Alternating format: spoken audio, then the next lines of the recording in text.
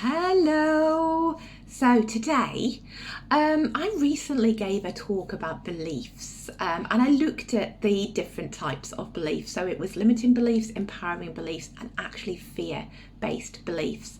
And I talked about how all of these have a place in your life and where they come from, and really easy techniques to change them. And so I thought that is what this week's episode should be about. So I'm going to replay it for you here as part of our podcast, video, episode, whatever platform you are listening to this on. Take it in, listen to it.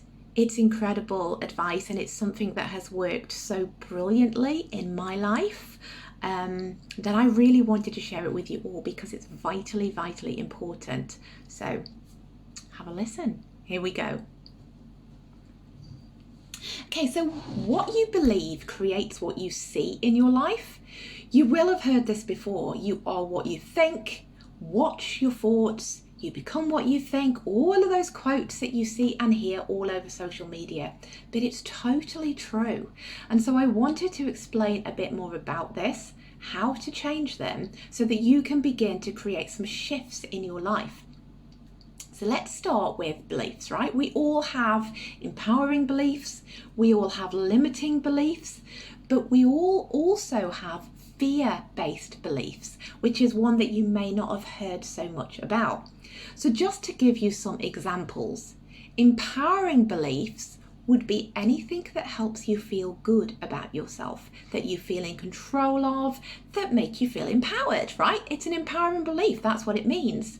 So if we look at an example, maybe financially, maybe your career, you might love your job. You may have more than enough money in the bank, and it just feels good for you in that area. Or maybe you have an amazing partner, you've got lots of love in your life, and so your beliefs about love are totally empowering and positive.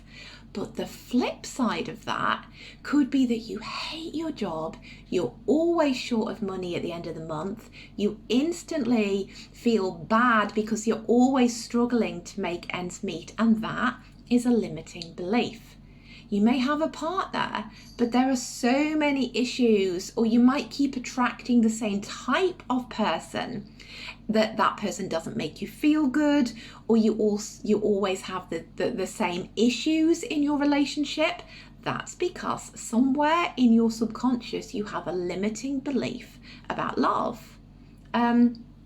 You can actually look at your own life or your friend's life or your family's life, and you can actually see just by looking at the different areas what your empowering beliefs are and what your limiting beliefs are. So just think about that for a moment. What areas in your life do you feel as though they just work out? You don't ever have to stress about it. It's always good. It's happy. You're in a good, positive energy. And then on the flip side of that, what areas are you constantly replaying in your head?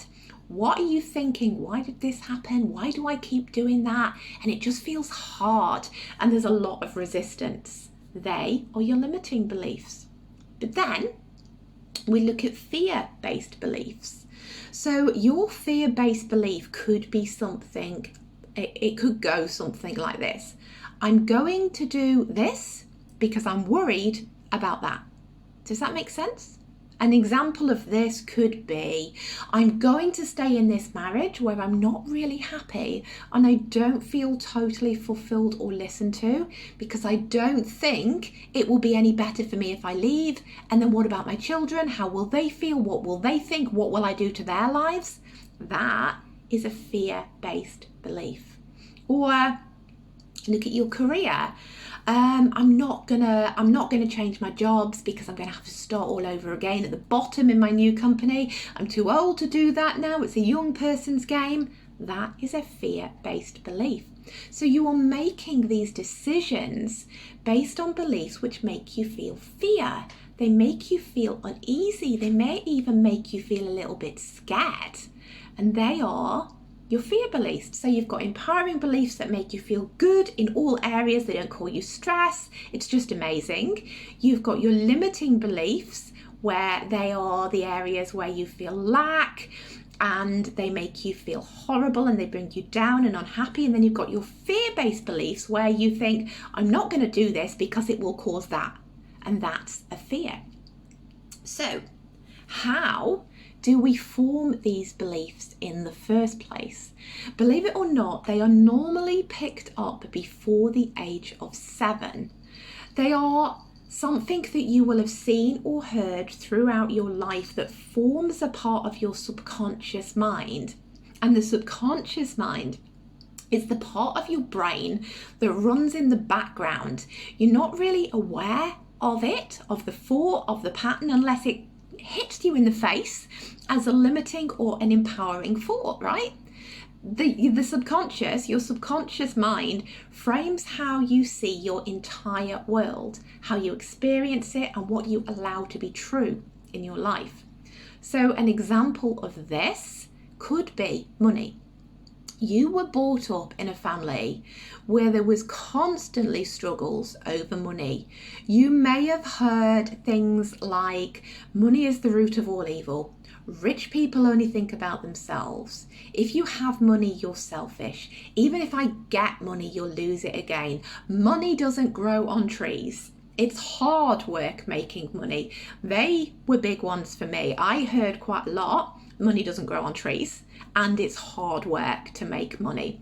So you hear these comments throughout your early years, and they begin to frame what you feel about money.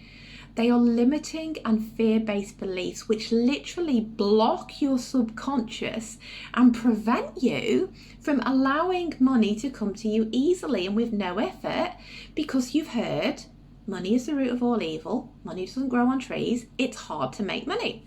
And so it feels like a push and a pull and a horrible energy as opposed to a flow and ease. And, the truth is money is our birthright. We were not born to have lack. We were born to have everything that we wanted. Abundance in every area of our life is literally what we were born to have.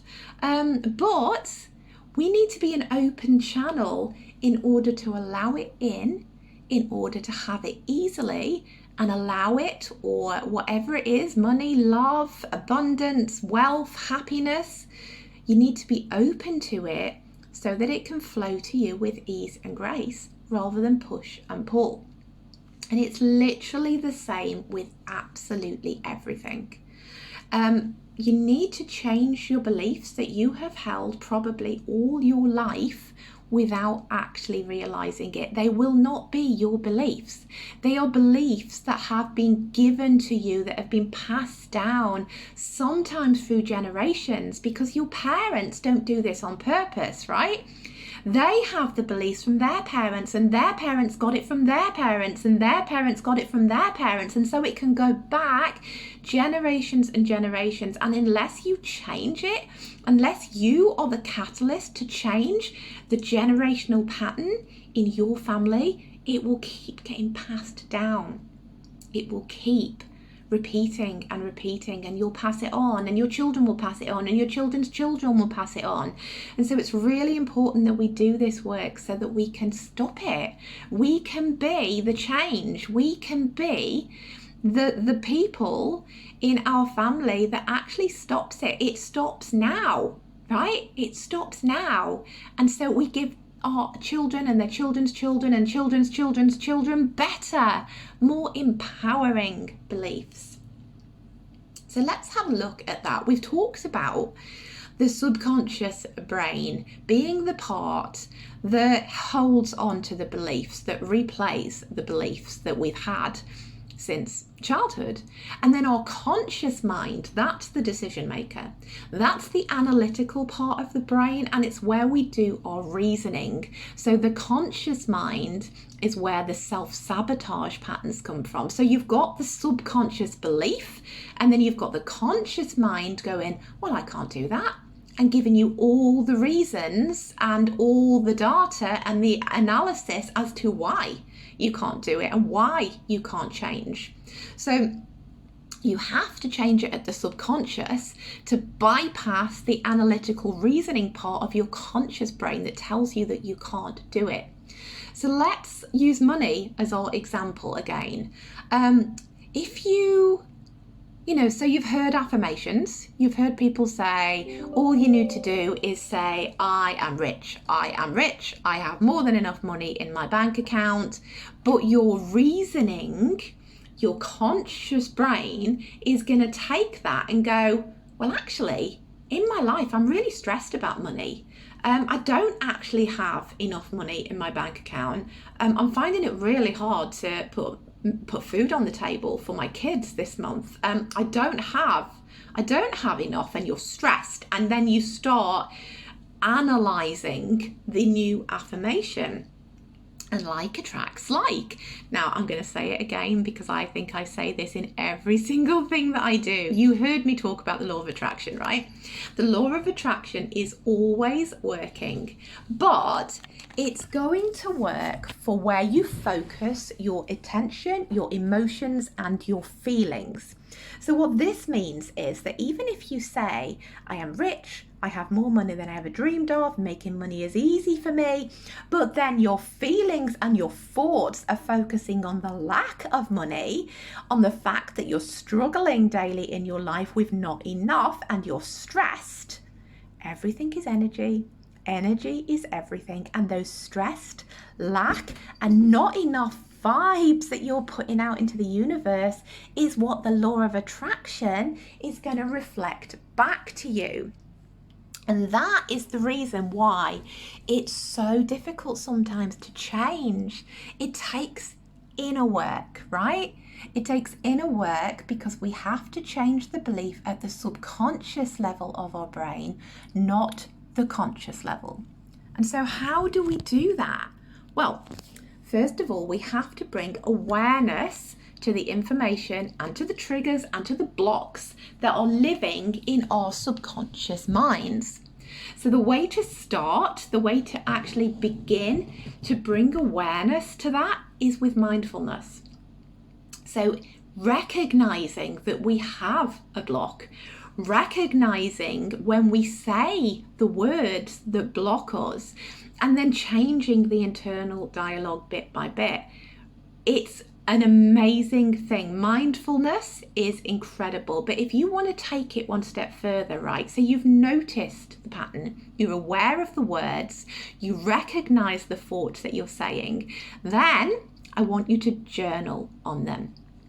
Now, I realize that journaling is not for everybody. I love writing. I have a blog, right? I write a piece for my blog every single week, but for some reason, my reaction to journaling is one of, I don't really want to do it. So if you're not a journaler, if you have that energy around it like I do, speak it to yourself. Journal speak. I call it journal speaking. And I quite often, when I feel an energy around something and I want to journal on it and I want to script on it and I want to change it, I will get out my phone and I will open my video app or my messenger app and I will talk it out.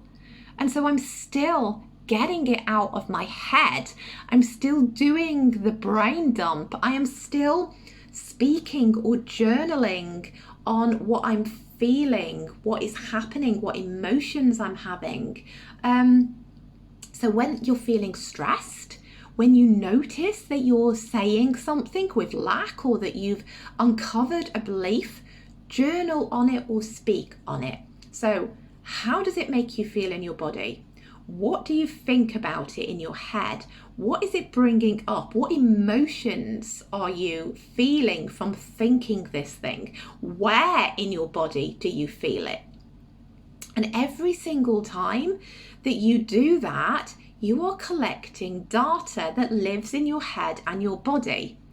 And so from that data that you start to script and journal and speak, they are where you get to see the stories that you're telling yourself.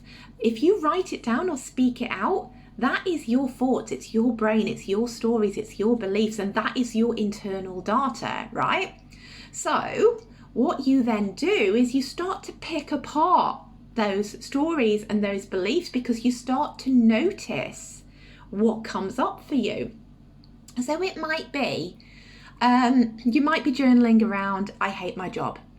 You want to leave. It makes you feel horrible. You get stressed when you think about it. You feel it in the pit of your stomach and it feels horrible.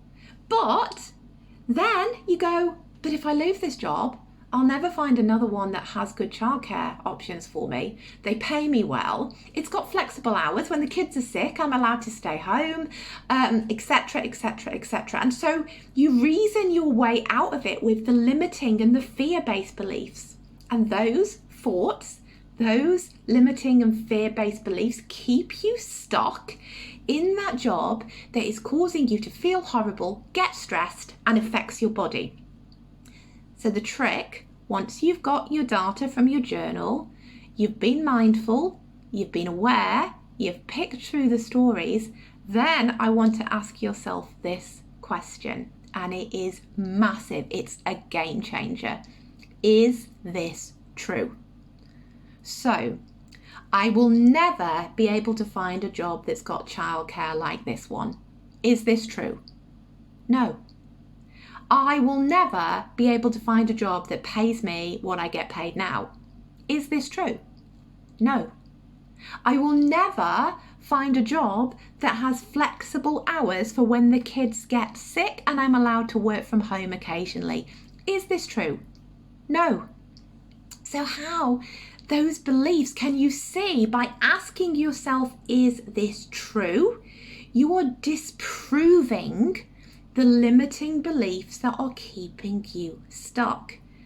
And you can do this exercise for absolutely everything in your life. The recognition of the patterns, the journaling or the speaking, the looking at the data or the stories, and then the questioning works for every single thing. When you ask yourself the question, is this absolutely true and do I know this for a fact? If the answer is not a massive resounding yes, then you know that that is a limiting belief that is keeping you stuck. That is the crux of it. You've recognized it through mindfulness, you've journaled on it, you've asked yourself, is it true? You know it isn't, so now you can disprove it. And you can disprove it again through journaling, through meditation, through mindfulness, through your intuition. Quite often, I will disprove a limiting belief in my life by going into a meditation and asking the question, please help me figure this out. And I promise you, there is always a point within the next few days where I will receive a download, an inspired action, a thought or a feeling that helps me move through what I'm feeling stuck in. Because when you're able to allow your mind to be quiet and to release the resistance, you then get into the subconscious again. You're bypassing the conscious mind and you're getting right into where the belief is stored and where you are staying stuck.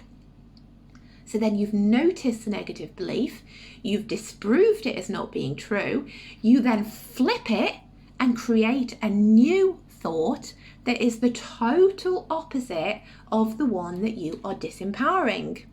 And to give you an example of mine, I did this work on my body image back in the day when I was struggling massively. I'm too fat. I'm never going to be loved. They were two stories I told myself all the time. They were playing on replay in my head. I'm too fat. I'm too fat. I'm never going to get a boyfriend. Nobody's ever going to love me. I'm not lovable. Constantly on replay in my mind.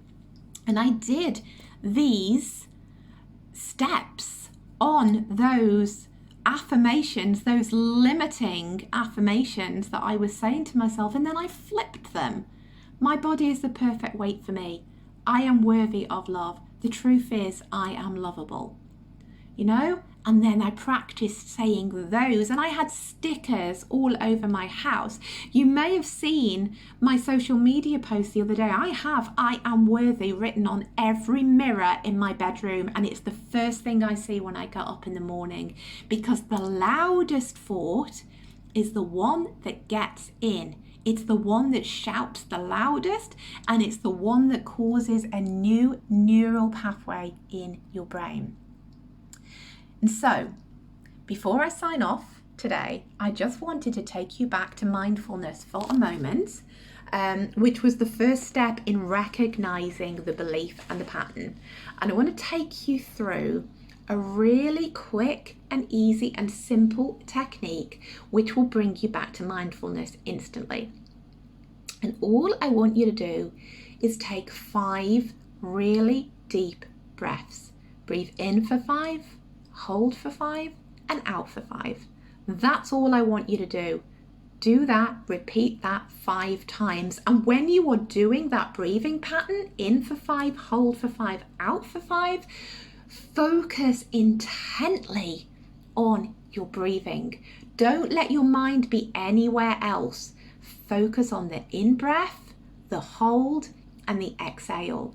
And I promise you that if you do that, your brain, your mind cannot think about anything else, because you are so focused on the breath, on the breathing pattern, that your mind is totally static in that breath, right? It can't go anywhere else. It's not thinking about anything else. Other thoughts and beliefs cannot get into you at that moment in time. And that is why mindful breathing and bringing your attention back to the present moment and focusing on your breath really, really works. Because say you have a stressful thing that comes up in your day and your mind starts going off to the old limiting belief pattern that you have. If you stop it, if you notice it and you come back and you do your mindful 5 breaths, you do not let that thought get away with you and it doesn't spiral out of control into something massive. And if you do this every single time, eventually your reaction, your emotional response to the thought is going to get shorter and shorter and shorter, and then it won't feel as heavy, you won't feel as much emotion come up, you won't feel it in your body. Your mind won't run away with it and take it and make it into a new or an old limiting belief, and eventually you'll get to the place where I am now, where if a stressful thought comes into my head, I recognize it, I just say, no, I do my 5 deep breaths, I'm not going there, and I'm able to stop the thought pattern and switch it really quickly to something that's much more aligned with what I am wanting and what I am creating in my life right now. And it really does get to be that simple. So, practice the steps. Be mindful, notice, journal or speak, collect your data, disprove your stories with the "is this true?" question, and then flip the belief to something much more empowering. That is how I want you to go and live your life from now on, and stop the generational beliefs that you have held from going any further. It stops with you. So I hope you enjoyed that. That's something that I do all the time, and it's really easy, and it becomes second nature once you really get into it.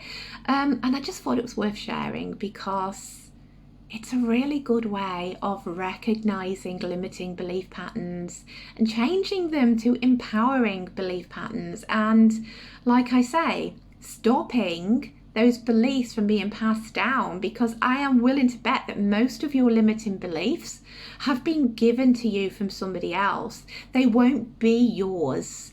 And even if they are yours, you don't want to pass them on to your children and give them away so that they can pass them on to their children, and then it becomes a new generational belief.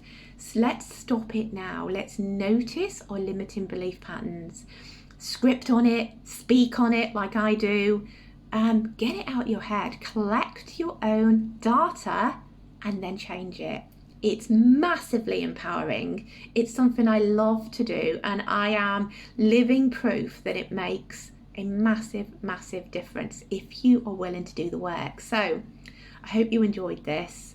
It can be life-changing if you allow it to be.